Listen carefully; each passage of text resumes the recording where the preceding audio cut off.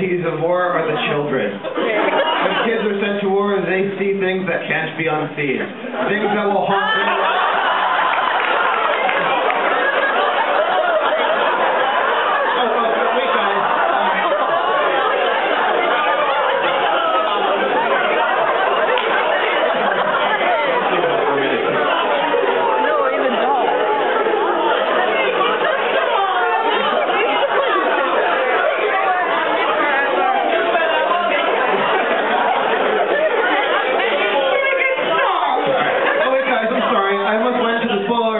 Here and there by accident.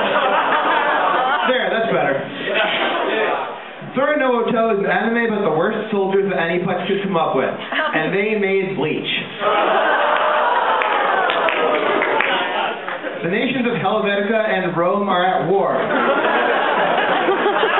only this ragtag group of Moe guardswomen can brew enough whiskey and signal enough retreats to stop it. She was actually just passed out. Clearly. Sora no Woto is often compared to K-On! Because their role character design and audience focus. They're totally different shows though, because K-On! Is about 5 Moe girls that play music, and Sora no Woto is about... never mind. Our protagonist Kanata joins the Helvetican army to play Amazing Grace on her trumpet. Lucky for her, she gets assigned to Fort Moe and joins the ranks of 4 other stereotypes there. The tsundere one, the quiet white-haired one, the older sister figure, and the Megan Echo.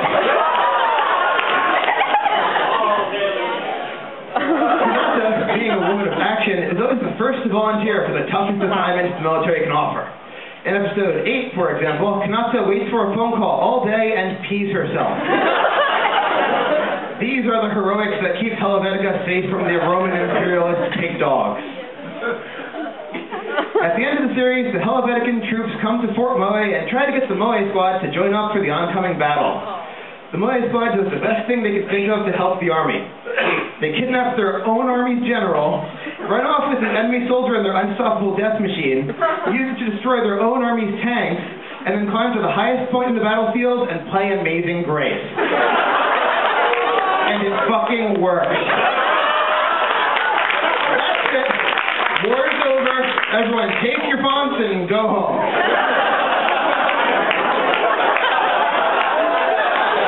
And while we're on the subject of adorable girls doing things, for people who think The Sims is a bit too real, and that Animal Crossing is way too far out, there's Harvest Moon, a farming sim. It's strayed a bit from its humble roots from time to time, going into space and RPG territory. But ultimately it knows exactly what we want, and just like Judd Apatow keeps putting out the same shit over and over again. In original versions of Harvest Moon, you could only be a boy. Luckily, someone at Natsume looked at the adorable game with the plump little animals who love you and the cute character models to talk to and make friends with, and the kind elves and the sparkly goddesses and the witch princesses, and realized that even though this game is just dripping with testosterone, they should let you pick to be a girl protagonist now and again. Because maybe, just maybe, girls might like this game too. In one version of the game, girls could go with a best friend instead of marrying someone of the opposite sex.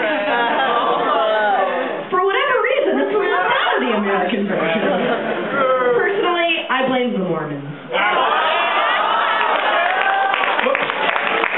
Someone mentioned homosexuality, so it must be my turn. Have you ever been watching Digimon and thought, this is good, but it's just not gay enough?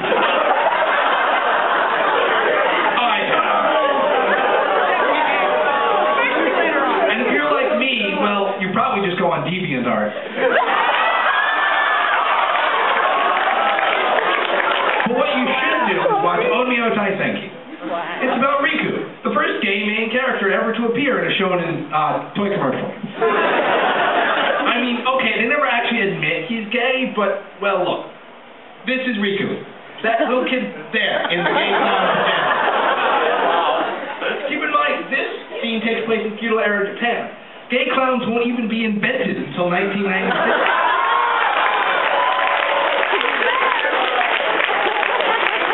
Riku's parents were so sure he was gay, they invented anachronistic pajamas to make him more comfortable in his budding identity. And then they went out and got him his very own Catboy. Then Riku's evil uncle turned the Catboy into a monster and ate his parents. And then the way to save Riku was to send him forward in time, which probably explains why my parents never got me a Catboy when I was little. Riku grows up in modern times as an ordinary boy with no memory of his past or his gay clown pajamas. His best friend is his next-door neighbor, a girl named Momo. She's basically just like Momo from Xenosaga, except she's not a magical space clone. She thinks she's Riku's love interest, but, as previously discussed, he is gay, and so she's not. Riku spends the entire series ignoring her embarrassingly obvious crush on him, except for one episode where he has a nightmare about it. When she finally confesses, he flees in terror. In fact, Momo, like all of Riku's friends, is entirely irrelevant to the story. The story begins when Riku finds a mystic device in his adopted grandfather's shrine. This marketable and suspiciously plastic-looking device lets Riku summon a magical furry to fight for him, and hold his umbrella, and give him cuddly-wuddly hugs. And, of course, this magical furry is the very same Catboy Riku's parents got him as a little kid in the past, but neither of them remember that. So, Onmyou Taisenki does the Shy Uke orders badass Seimei into battle plot.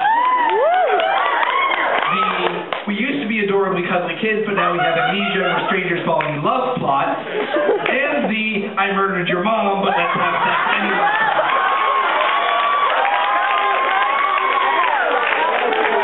All at the same time. It's like they took every gay anime ever and combined them into a profitable string of merchandise.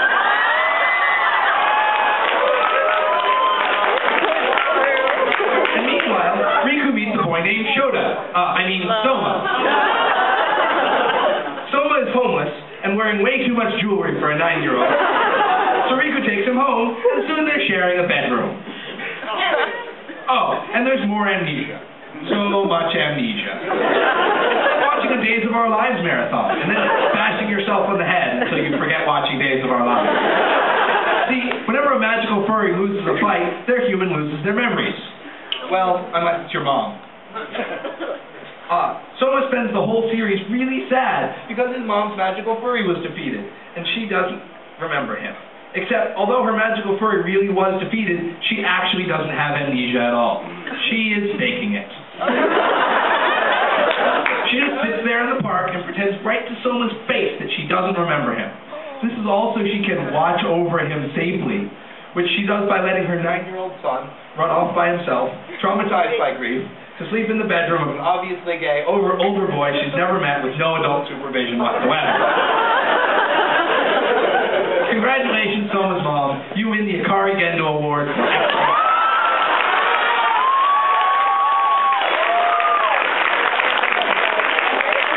And, okay, it's also a main plot, but nobody cares about that. The main plot is about how the bad guys are too powerful. I think maybe you have seen this plot before.